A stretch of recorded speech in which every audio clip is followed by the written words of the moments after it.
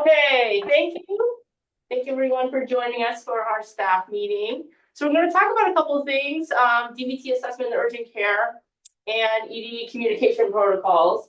And but first, before we do that, I'm going to figure out how to advance the slide. There we go. So want to do our land acknowledgement. I would like to acknowledge the Ramaytush Ohlone people who are the traditional custodians of this land. We pay our respects to the Ramaytush Ohlone elders, past, present, and future, who call this place the land that ZSFG and UCSF sit upon their home. And we are proud to continue the tradition of coming together and growing as a community. And we thank the Ramaytush Ohlone community for their stewardship and support. And we look forward to strengthening our ties as we continue our relationship of mutual respect and understanding. So we're going to talk a little about DVT assessment and urgent care. And this is not something where, I know we've heard a lot about it with, the emergency department, some of the providers there asking about it, why we're transferring. Ultimately, we're actually talking about it because what we found for ourselves is there's been some variation in how we assess DVT and urgent care. Okay, that's really the real reason. We thought it would be good just to review, just to make sure we're all on the same page, because we've been hearing from different people that, yes, we do assess DVT. Oh, no, we don't. We send them to the emergency department automatically. So just wanted to clear that up. I know we sent an email about it, but I think just wanted to go over a little bit more to make sure that we're all, have opportunity to ask questions about our DVT assessment and urgent care, because it might not be as common of an issue coming in, but it's definitely an urgent care issue that we can address. Okay. So just to start off with our current state, and just to clarify to everybody, is that we've actually a diagnostic assessment of a suspected DVT in urgent care. Okay, so we actually can initiate that assessment.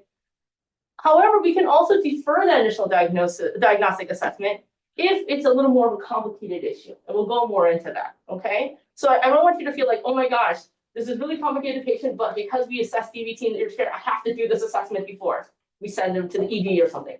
That's not necessarily the case. So I just want to make sure you're aware of that.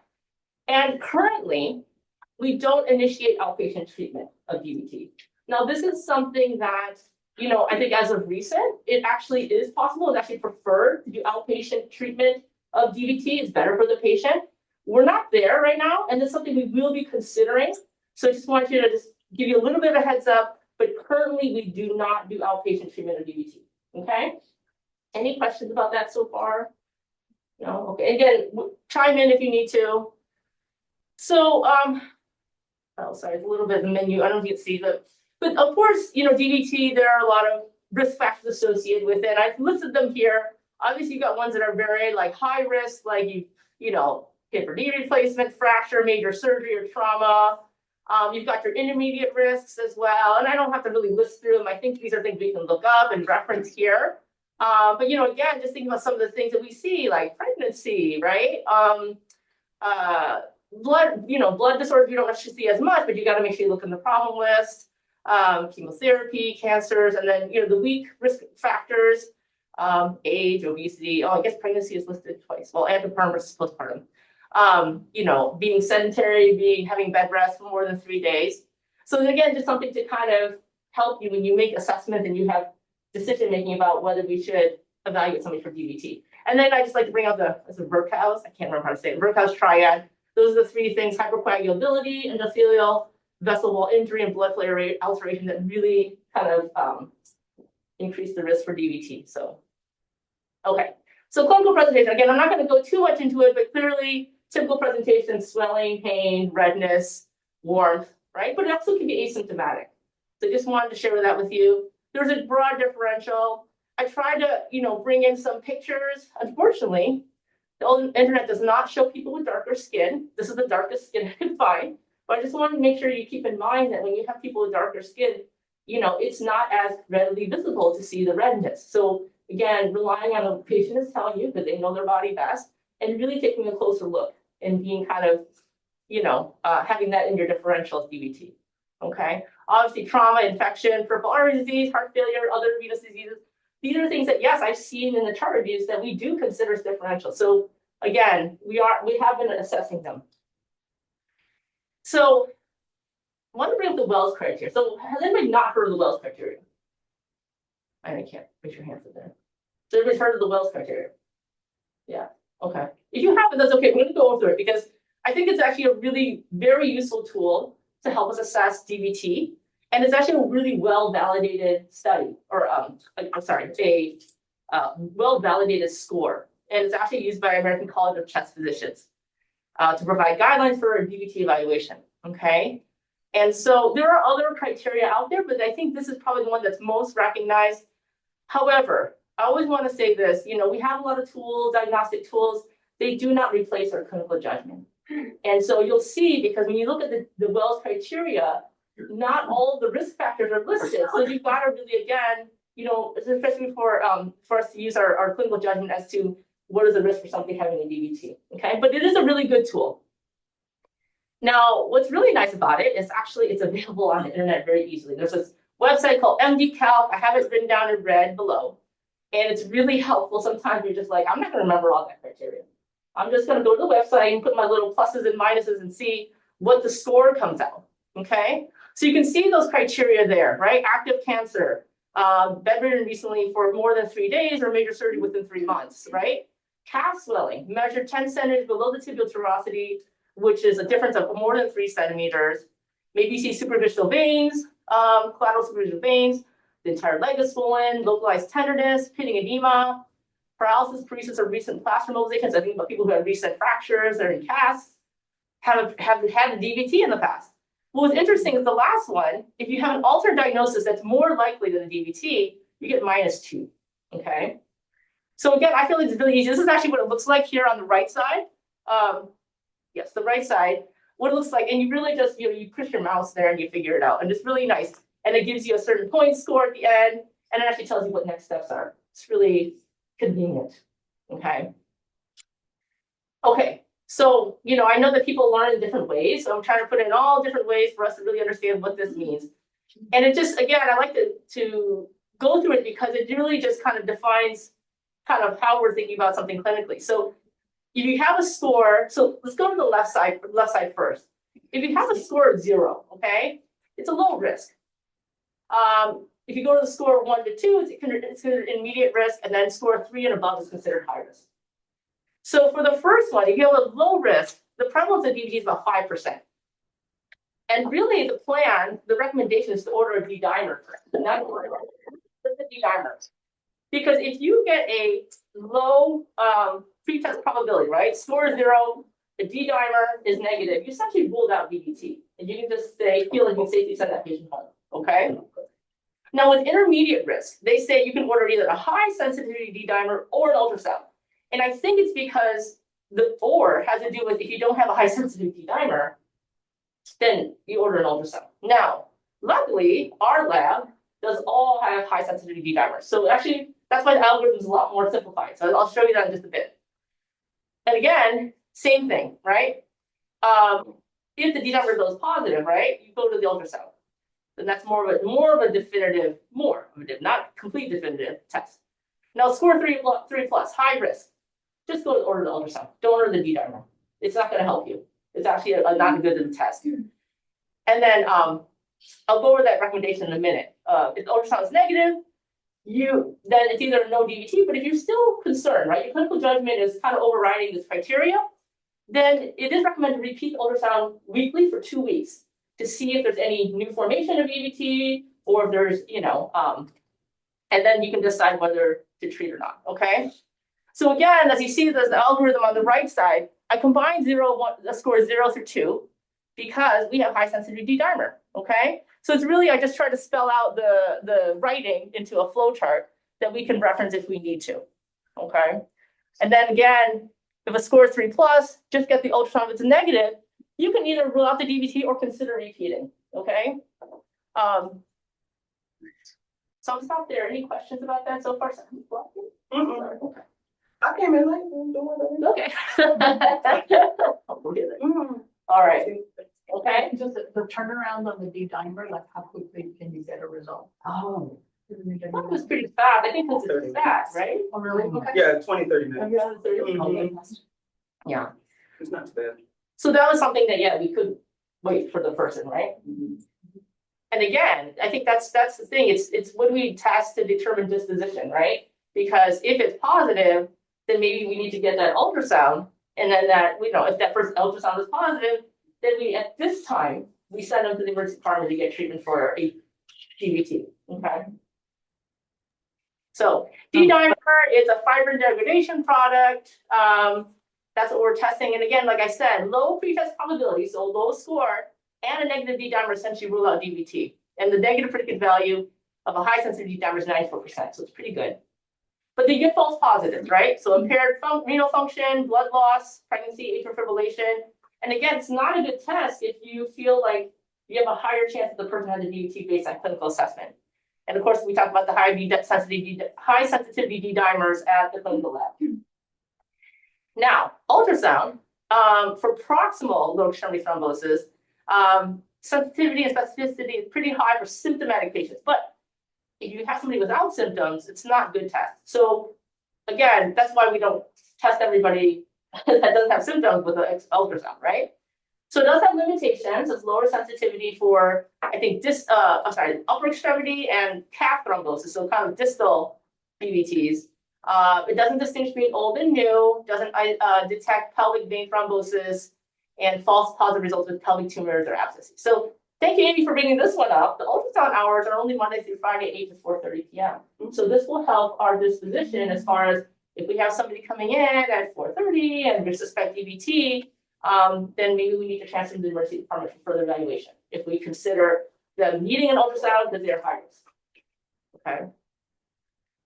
So, and again, just to reiterate, if you feel these patients need a higher level of care, maybe they need a more extensive workup, you know, to ensure their safe disposition, it's okay to transfer to the emergency department before doing any of this evaluation. So I just want to make sure, let you know it's okay. You know, obviously, you know, it's helpful to include your medical decision making your no, make sure you're signing your no, right?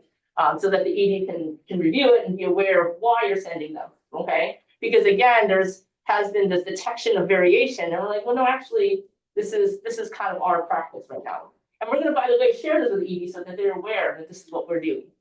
So again, I just included some examples of people with symptoms of DVT, concurrent concerns, like, you know, they're unstable vitals, if they, you know, have CHF and you're concerned that it's kind of a little bit of both or other systemic symptoms and signs, please feel free to send it to the emergency department for further evaluation. I decided to do some cases, and I wanted to actually just kind of ask you kind of what your thoughts. I don't know, it's kind of hard to read, but maybe just kind of calculating what do you think the Wells criteria scores, or maybe if you think they're like low, intermediate, or high risk, and what are the next steps. Okay, so maybe virtually you guys might be able to see a little better, but so we have a 30-year-old male, left calf pain, swelling, warmth, and redness. By the way, all the cases have calf pain, swelling, warmth, and redness. Noticed 2 days ago. No injury, no shortness of breath or chest pain. And again, very important because we got, you know, I didn't even mention this, but high risk of pulmonary embolism, right? If you're suspecting a DVT. Past medical history, no DVT, no immobilization, no hospitalization in the last 12 weeks. Their vitals are stable. The exam really only showed local tenderness and edema along the left calf, visible superficial veins, no pitting edema. Right calf is 39 centimeters in circumference. Left calf is 41. So, any ideas of score, or at least is this low, intermediate, or high risk? Easy. Was it High risk. high risk? Okay. Any other thoughts? Intermediate. Intermediate? The only thing is, I think the immobility is one that we should check off, and he hasn't been immobile, right? Correct. Yeah, he's not immobile, but that is one of the criteria, right? So that would be a 0. Yeah, moderate to severe. Okay. So we got local tenderness, right? We got one right here. Sorry, I'm pointing for not for the virtual people. Oh wait, I can use the mouse. So we got local, right? We got visible superficial veins. Where is that one? There. I know. Again, interesting, right? There's no, like, it doesn't list all the risk factors, right? We talk about like pregnancy, we talk about these other things, like they don't list them all. So it's interesting, right? There's this so we have a high risk, medium risk. You have somebody online? Any thoughts? Oh, that was just after there's an unmute. Okay. All right.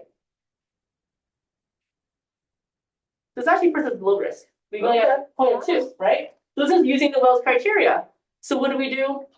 D-dimer, right? If it was high risk, yeah, we go for ultrasound. Mhm. Intermediate, you know the D-dimer. Again, if you're kind of stuck in the middle of intermediate, I think it's okay to say, well, I have more concern, I'll get the ultrasound, okay? But it's not both. You don't get both, okay? So okay, we'll go to the next one, all right? So 60-year-old female, same thing. Left calf pain, because I don't have that much creativity. Left calf pain, swelling, warmth, and redness, 2 days. Had a left ankle fracture 2 months ago. It was in a cast for 6 weeks. No shortness of breath or chest pain. Had a history of DVT in the right leg 3 years ago. It was treated with apixaban for 12 weeks. Otherwise has hypertension, diabetes. Vitals are stable. Exam shows, again, local tenderness, but has pitting edema. Right calf is 41 centimeters, left calf is 44 centimeters. High, medium, low. High, high, high, everybody high? Sound good? All right. So again, if you use them MD calc, and actually, I wonder how it shows up on the phone. It might be actually kind of cool. I don't see in the computer. Oh, we got 5 points. Okay. Like my animation. Okay. Right. So we got, well, I mean, casting 3 cent greater than 3 centimeters. You know, sometimes I wonder if it's greater than and greater than equal, but it's enough. I feel like you could say yes for that, right? Local tenderness, pitting edema, was in a cast, you know, previous DVT, not showing the same leg, but maybe this person has, you know, hypercoagulable state that we're not aware of. Again, we're urgent care. We don't know anything about the patient coming in, right? So this would be somebody a candidate for ultrasound, okay? So no D-dimer needed at this point.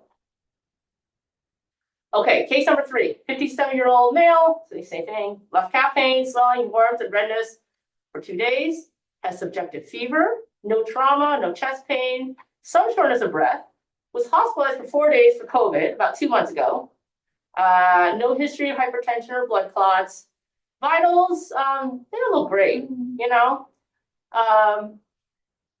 again, no history of hypertension, now you're over 60, 110, respiration is 24, maybe his indication of shortness of breath, temperature 101, tachypneic tachycardia, which we know from the vitals already.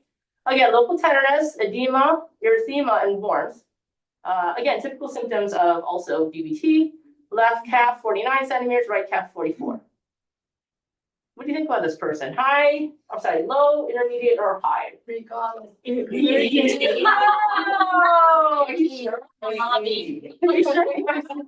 Blood pressure, you could be septic, who knows? Yeah. I mean, unless mommy's gonna be measuring calf circumference, no, I'm kidding. Regardless of Yeah. your, you can score 0, Yes. but you still want to. Right. No, so good point, right? So just looking at the scoring, right? Yeah, they had been bedridden for like 3 days in the past, you know. They had calf swelling, it's over 3 centimeters, localized tenderness in the area. But interestingly, you know, you think about it, and again, this is controversial, right? Like, I feel like this is based on the provider who's seeing the person. Could an alternate diagnosis of DVT be more likely? Right? Fever, swelling. Again, it's hard to say. It's hard to say. So I could go either way with that bottom of 0 to -2 about alternative diagnosis. But you're right, regardless, right? This person is unstable vitals. Let's do what we know how to do is appropriate with the appropriate resources. Okay? Awesome. All right. So any questions about those? Pretty straightforward. Okay. So, you know, again, currently we do transfer patients to the ED for management of confirmed DVT. We are looking at guidelines for initiating treatment for DVT. And again, it's because it really follows along some the standards of care, meaning, you know, in primary care, it is treated for basics, you know, uncomplicated ones, right? We're not talking about people who are pregnant and have a DVT. That, you know, there might be a little bit more involved with that. And then also the emergency department, they don't necessarily keep us if they have uncomplicated DVT, right? So I think, and it's also, if you think about it, the patient experience, because what happens if they have an uncomplicated DVT, we assess them, diagnose them here, we send them to the ED, how long are they waiting just for a prescription of like apixaban or rivaroxaban, right? Which are we'll talk about that another time. But those are the 2 direct oral anticoagulants that are commonly used. Now, that being said, yes, the patient experience issue is a concern. Well, we also think about if we can actually do this operationally. And because there is recommendations for getting baseline labs. So you have to think about like, well, you know, if we give baseline labs, when do we get them? How long will the patient be waiting in urgent care? Those kind of things to consider. I think also because it's a relatively new thing, and this is something I had to investigate myself. And so when I went to training a while back, we just sent them to the emergency department, or they were hospitalized actually, right? So I think there needs to be probably some education if we were going to decide to do this in training. The other thing is really important that you need primary care follow-up. Not everybody needs 3 months. They actually might need more. And that's something we'll talk about another time. Assessing risk, lab monitoring, renal function, liver function. I didn't also mention their platelet counts. Because again, if they have really low platelets, you don't want to start them on a anticoagulant. So I think just things to consider. Just want to plant those seeds in your mind that this is something we're considering. And we want to make sure that if we do go that route, that, make sure it's operationally feasible, that we're prepared to do it. But right now we are not. So just wanted to make that very clear. And so our takeaways is really the same thing that we're having in our current state, except I think that for the first one, again, or for our initiating diagnostic assessment of DVT, utilize the Wells criteria. It's very helpful, but also use your clinical judgment. I think that's something that, we're not going to say, oh, you didn't follow the Wells criteria, so you did wrong. No, that's not where we're at. We're here because we all have clinical judgment, we all have great experience, and we apply that to seeing our patients. Second thing is deferring initial diagnostic assessment for suspected DVT in complicated cases. And then, of course, we do not initiate outpatient treatment for DVT at this time. Okay. Sorry, Tanya, you have your hand raised. Oh, no, I just wanted to bring up some questions and comments in the chat when you were finished. Oh, sorry. No, you're fine. Go ahead. No, go ahead. Okay, the first one is from Brooke, and she was wondering if other outpatient clinics like 1M treat for DVT, and I was saying that I know that the FHC I was going to ask Teresa if you could say a few words about how that's going at the FHC. Thanks for that question, Brooke. I don't know what they do at GMC or RFPC. At Family Health Center, we do initial evaluation with either a D-dimer or an ultrasound.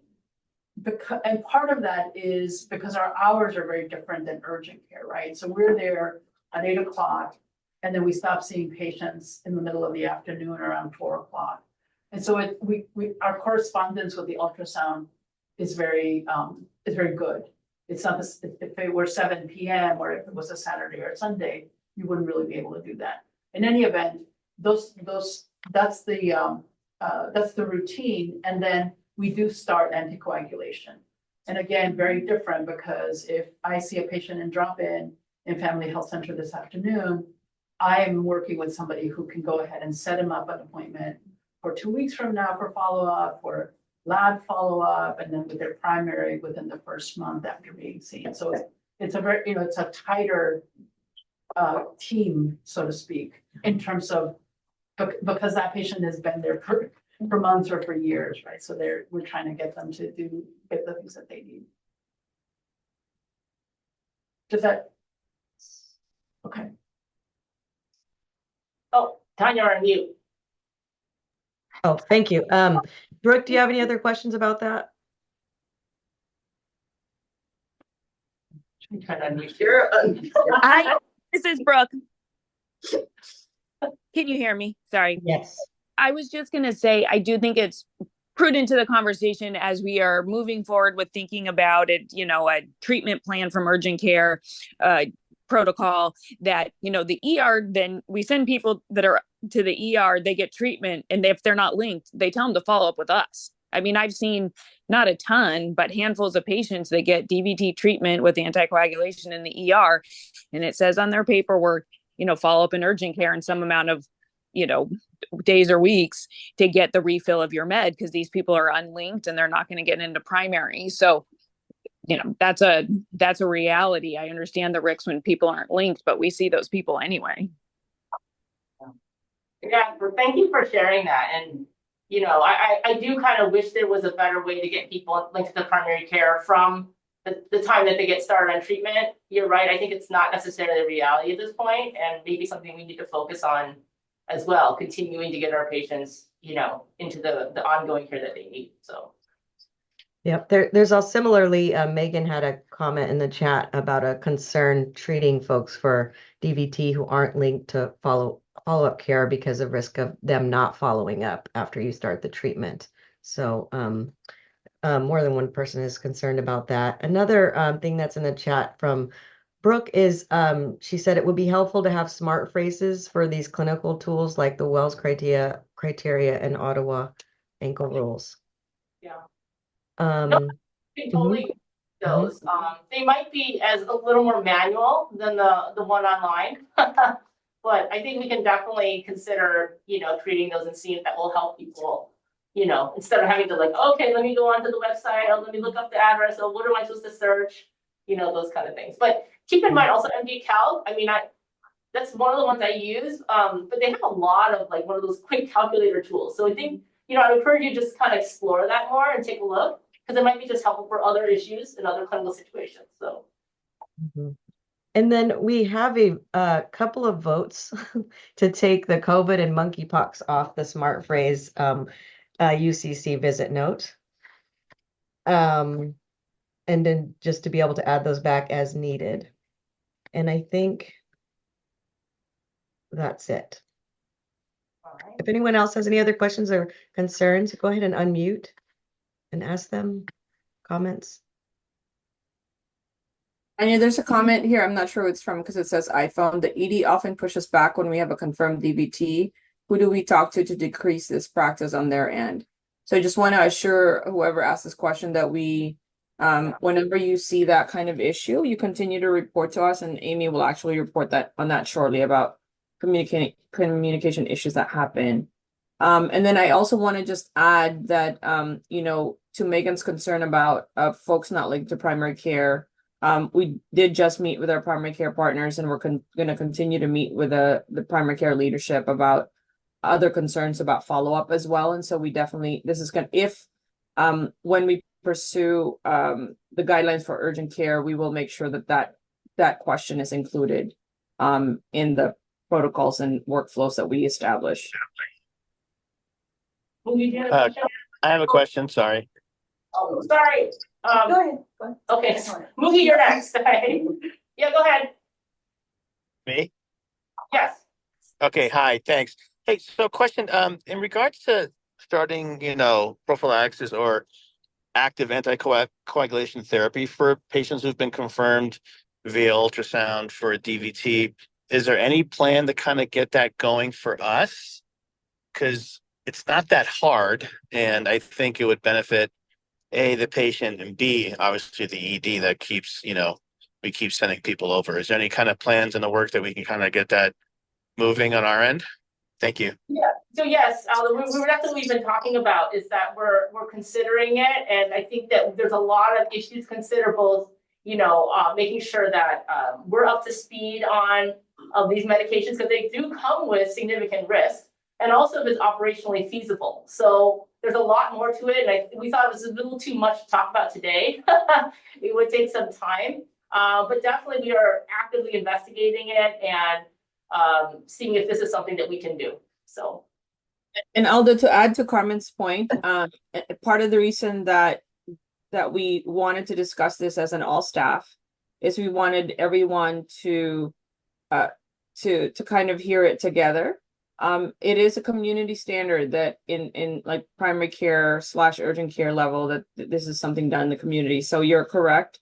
It is something that we can tackle on, but there are lots of consideration because there's because of the different things that Carmen just mentioned. So as you're thinking about knowing what the protocols are and what needs to happen, we would like to hear from all of you about what your concerns are, what challenges you see, what things you would like in place, because as we think about rolling out protocols, if we roll out protocols in the future, we want to make sure that all of your input is put in place. Because as you all know, we like to ensure that everyone is on the same page in our department when we do make changes. That makes sense. So that's one of the reasons that we're speaking about this with you all today. But we're glad and excited to hear that many of you are excited to think about starting this for our patients. So All right, Boogie. Yes, thank you. Can we get some examples of the complicated cases? Because, so we can defer initial diagnostic assessment to ED, but in case we receive some pushback, I wanted to be able to make a decision, stand by this, a charge nurse. So. Well, so that's why, that's why I included case number 3, which actually I based that off of a real example. That was a case that the ED brought to us and said, hey, is there a reason you didn't assess this for DVT? And as I reviewed it, I was like, actually, and it had to do with actually, unfortunately, maybe the ED didn't see where the provider documented their concerns. So I think that was part of it. But they were concerned with somebody with infection, was febrile, the vitals were not a little shaky, and just had mentioned DVT. And I think that's what the messaging, like it came across as, oh, we're sending this person to ED for DVT, but really it was, hey, cellulitis, unstable vitals, and DVT that was provider differential. And so I remember going back and saying, actually, this case was appropriate. The other thing just to mention to you is that the ED is very aware that we're actually sharing this information with you because, they were actually asking, like, can you start treatment? And we're like, hey, wait a minute, there's a lot of things to consider. And they said, okay, well, let's at least just maybe get on the same page about assessment first. Let's do this. So actually we have a meeting with them today, which we'll also share with them again that we're actually shared this with all of you. And again, I think it's going to be an ongoing thing. Like if you start to get pushed back, we trust our providers here to make these good decisions about sending you the ED. Let us know. And actually, this is the topic of Amy's next part of the slides. And we'll evaluate and assess, and we'll go from there. And it doesn't matter who's right or wrong. I just want to make sure you all aware that this is all learning, right? So it's good for us to get those cases. If we don't hear about those cases, we don't learn, we don't grow. And so I want to make sure that we get to, share it with us. Because at the point, there should be no discussion. Like if we decide the person should go to ED, that's our decision, right? And if we're wrong, we're wrong. But guess what? It's better for the patient. At least they got a high level of care, right? And so we'll review it and then we'll discuss with their leadership team. Good question. So, Hey, Carmen, to me, I just think there's a difference between harassment and asking questions. And so right now we're in a gray area with the ED. Yeah. The fact that depending on how the wind blows, depends on their attitude is absolutely inappropriate. And so they need to figure out what's going on. They're like the cousin that needs help and they're blaming everything on us. Yeah. And it's just absolutely ridiculous. It puts the charge nurses in a horrible position. It puts the providers in a horrible position. It makes us feel terrible. Yeah. Everybody. Yeah. So they've got to do something about it. It's ridiculous. And so if this is like a rollout to things of us working together with the DVT, that's great, but they got to figure out how to talk to people first. Well, you created a great transition. Well, there we go. Thank you. Thank you. Yes. They got to learn how to talk to folks. About this one? Shit. So this is, have you guys met before? Please. Thank you, everyone.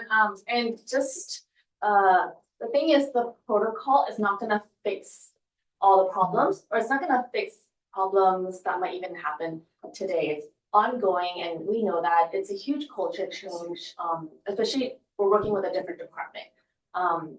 All we can do is do what's right for our patients and be professional ourselves, and we will work on, the leadership team will work on their leadership team to improve things. So our goal is patient-centered care. So if that's the center of our goal, then the idea is if a patient is, let's say, I don't want to use inappropriate, but sometimes they're inappropriately transferred to urgent care. We'll do as much as we can. But if we deem that they need higher level of care, obviously we're going to transfer them back. But on the other side, if the ED, if we transfer the patient to ED and they feel like, oh, you guys can do this, we are not going to transfer the patient back to us, because this has happened where we transfer the ED, they're like, no, can you guys try? And then they come back. We don't want that. They bring them, and we do not want that. So their leadership team is in absolute agreement with that. So the thing is, if that happens, please let us know. This is a work in progress. We're gonna keep having work there. We need MRNs, we need, if possible, names of staff so we can correct this. And I like to think that it's a handful of folks in the ED, because there's also really good compassionate people in the ED that we work with, that we have great experience with. So we want to make sure we change things and not be like small group make us feel that this department is very, very difficult to work with. ED staff, the clarification is that ED staff can call us for inquiries like, hey, can you give me more information? Because we actually looked at their screen when they look at Epic, and it's really hard for them to find our note. And worse yet, if we didn't sign our note, they cannot see it. All they'll see is the nursing note. And sometimes not even that. So that being said, they have new staff rotating through. We wouldn't be able to train everyone new how to look at the urgent care notes. So one of the great things is that the charge nurse puts that in the referral. That's helpful to put the pertinent information. But it would rely on the triage nurse to then translate that into their triage note. So there's, as you know, as information is passed, things get lost and skewed. So they may call, and again, like Christina said, it's not to say, why can't you see this? It shouldn't be like a blaming or like trying to send the patient back. It would be, can I get more information? And that is agreed upon with their leadership team too. Go ahead, Nate. Can I say something about that? Is also, I actually look at the screen of the emergency room where the chart nurse can actually put UCC referral, blah, blah, blah. So if I was an ED triage nurse, I wrote something completely different. The provider had no way to see the initial, because when I changed the treatment plan, because from our end, we look like, hey, when I track the timeline, ED timeline, my treatment plan is still there. But in ED, and they actually don't see that initial. So anytime they update and change the treatment plan, it happened with one of the patient, right? I remember, is that your patient that you send the patient for some kind of pregnancy related, and then in the end, it was the triage nurse, I don't know how they talk to the patient, it narrowed down to flu-like symptom. Was that your patient? So the provider had no way to know that, oh, saw this patient and this is the UCC information. Yeah. I was surprised to find that, because we actually went to their office to talk about this kind of communication problem.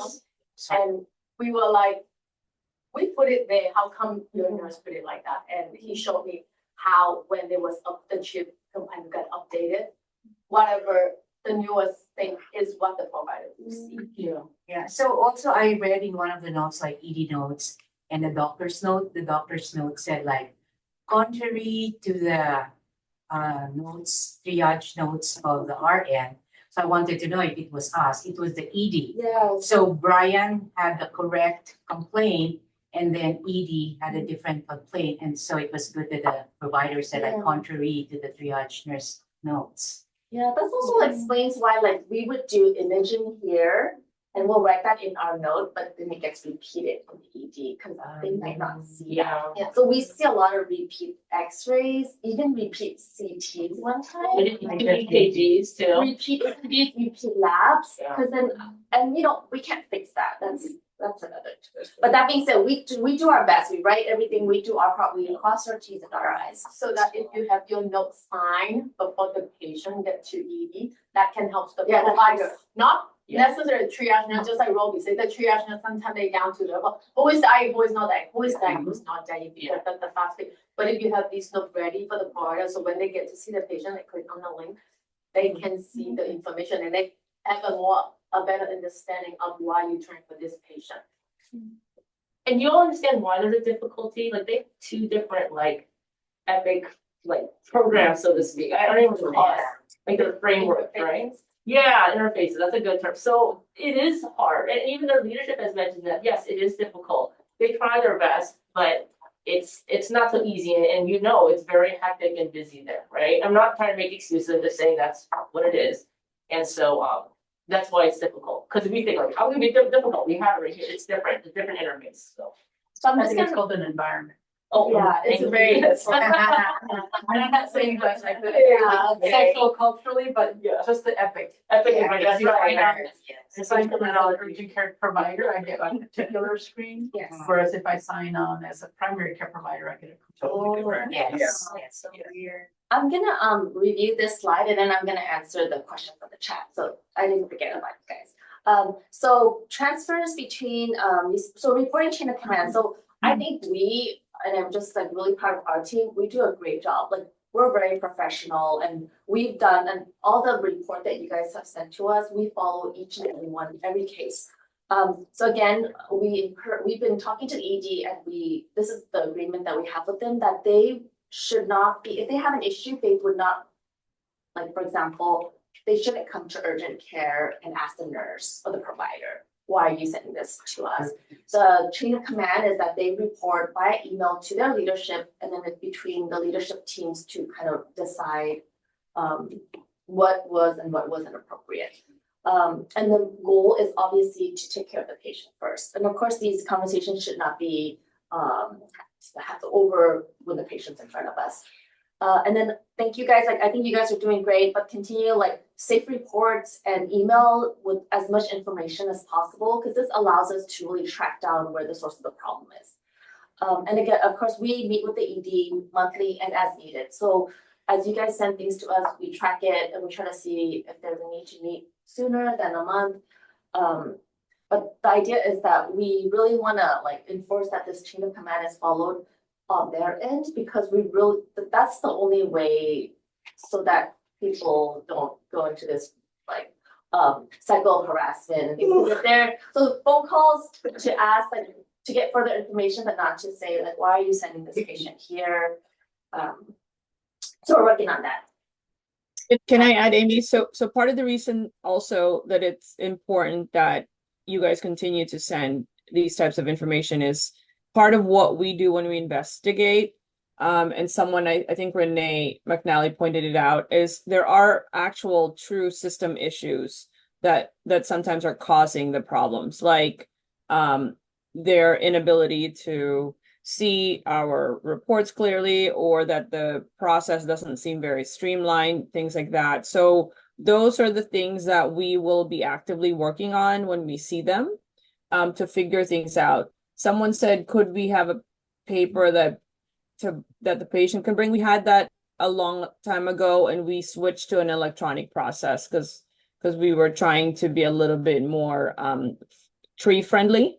But that's something that we can continue to explore with our leadership team with the ED, if you know, the electronic process doesn't seem to be working and is causing issues. But again, part of the other thing that we probably need to remember, when you guys report about specific incidents and folks, at the very least, the managers are able to talk to these individuals. And as we continue to chip away and continue to give feedback, we hope that, you know, incremental changes will happen. And we want to address it. It is very frustrating from our end, and from all of you, when you continue to feel this.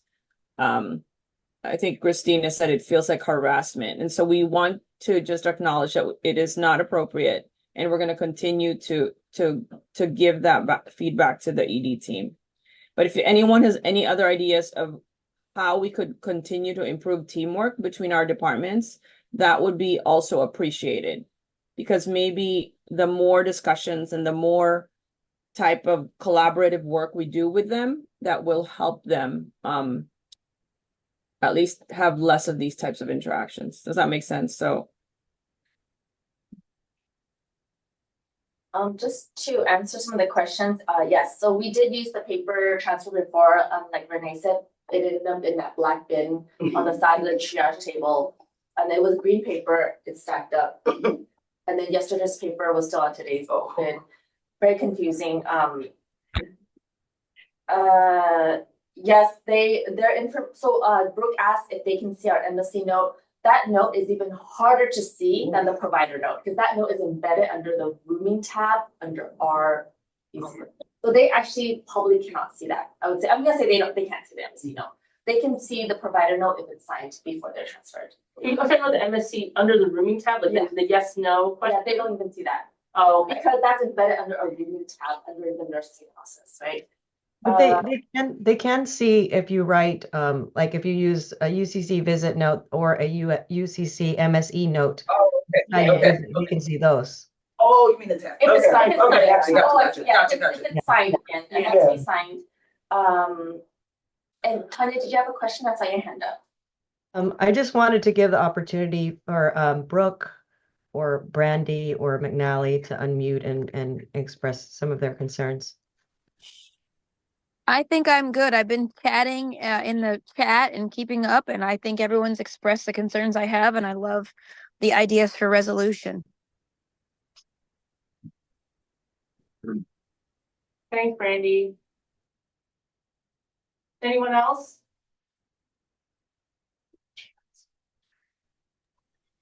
This is Renee Reda here. Hey. I was just wondering if the providers over there can see the MSC tab, then can we put the reason for sending the patient in the MSC tab note? Is there a space for that?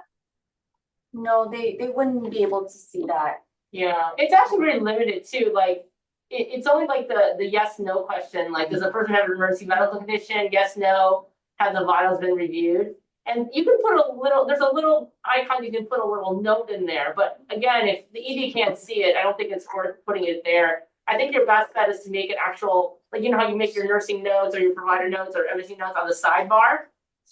Just that's in there, and then again, we make sure we sign it. But so Renee, maybe we can ask that. I think that's an epic team request. I think if there's a way to carry that over, if you think that would be helpful, but we should probably ask all of our providers to make sure if that is something that we're going to push and request for, that they're going to use it in a standard fashion, meaning they're going to actually, are you thinking that they should put something in the note or something, or?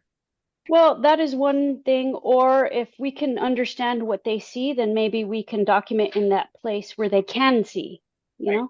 Yeah, so we can I think we can put a small group together to look at that together with their group, and then and see what things we can improve, because it's not going to happen tomorrow, but they definitely have epic leads in their leadership, in the ED leadership team that we meet with, that can kind of push that forward, or we can push it on the ambulatory end. But again, it's that's a great recommendation, because I think the more communication we can give to them that's easy to see, that's automated, and that forces that communication to them, will make it easier for us. And also knowing our patient population, like even what they tell us as nurses to our providers within the UCC changes. So understanding our patient population is really important. Yes. Good point.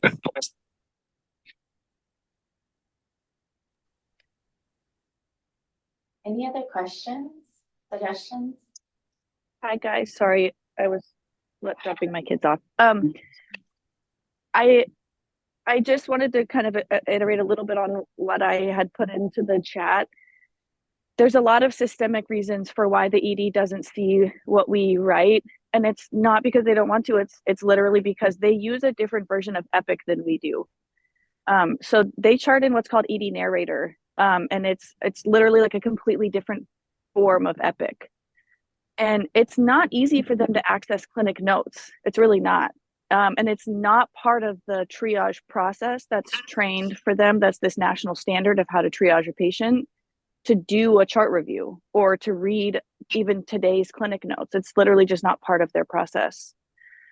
So that's something that Merjo and their leadership team are working on, for like, how can we get them to see what's been done already, even with regard to labs and imaging and scans and EKGs and stuff, because it's not part of the process.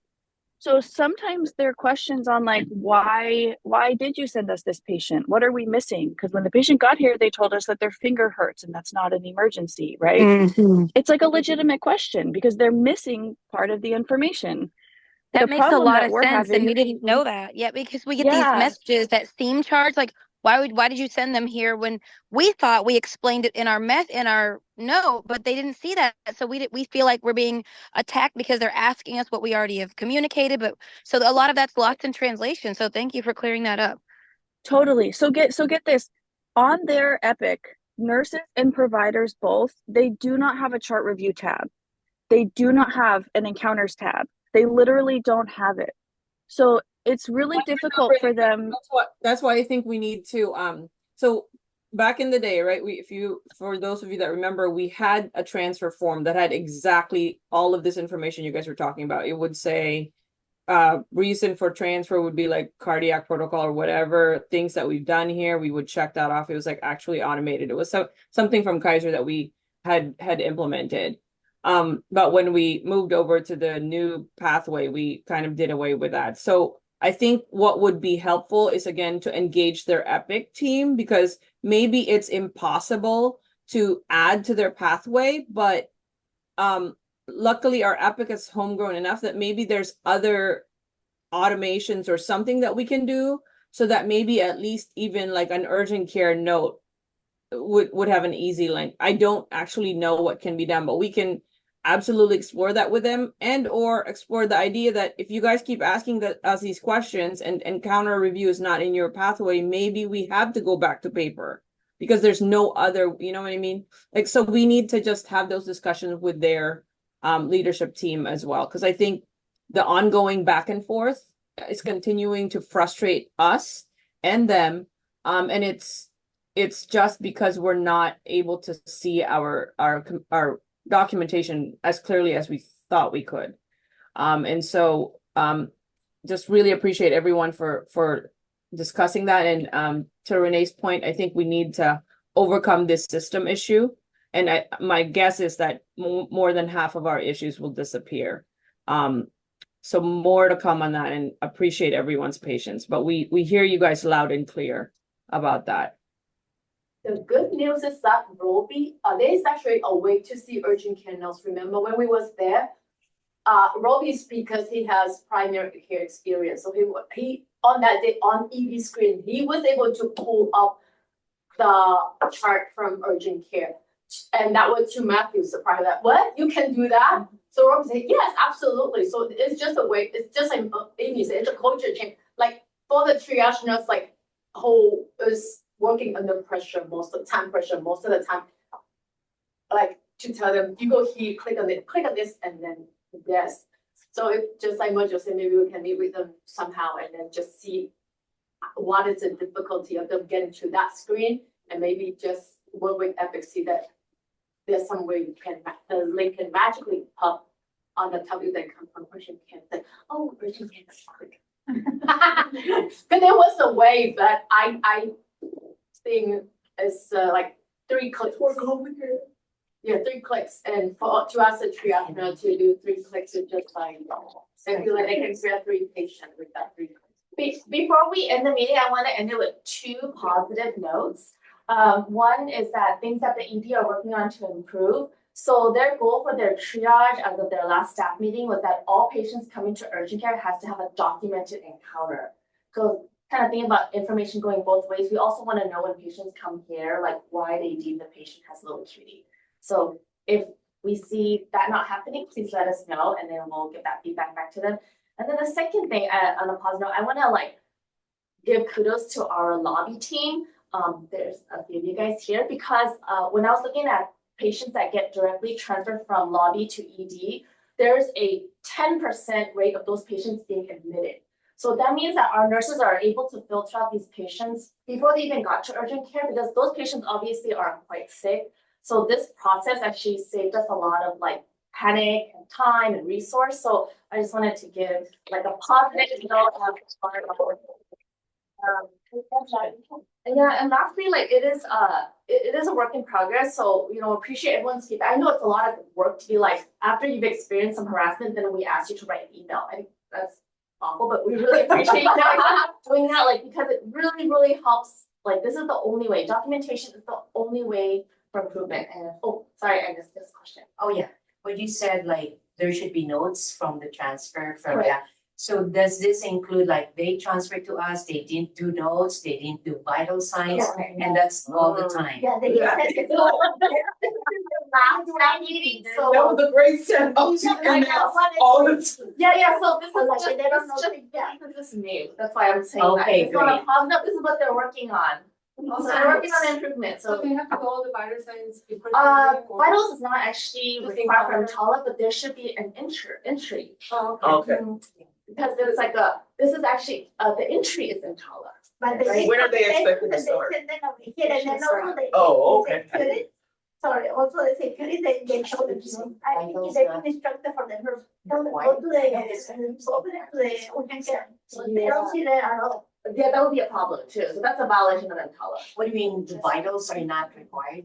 And if you look at EMTALA, it does not say vitals are required. But do we Yeah, require? so it has to be, to clarify that, because it's actually clearly written in EMTALA, Agnes, and our guidelines for their communication to us also reflects this. The vitals are only going to be required and entered in the documentation if it pertains to the current problem. So Okay. for example, if they're saying they're having breathing problems, then there should at least be some oxygen level in there, right? Yeah. But if they're here for something, finger, whatever, then we Yeah. obviously don't need a vital, you know, so it wouldn't, and EMTALA specifically says that it's, if it's applicable to the problem, then vitals will be required. Okay. Same. I have 2 questions. So how about new patient? They said if it's new patient, they don't mention encounter at all. Oh, that's a good point. Then Okay, another I'll follow up one- on that. Another one is, when is the starting date? Is it today or, because it's been like, a lot of nurses, they don't even make any encounter whole day until I think 2 days ago. Last night. I'm sorry, that's good. We'll continue to follow up on that. Okay. Thank you. Thank you, everyone. Thank you. All right. Yeah.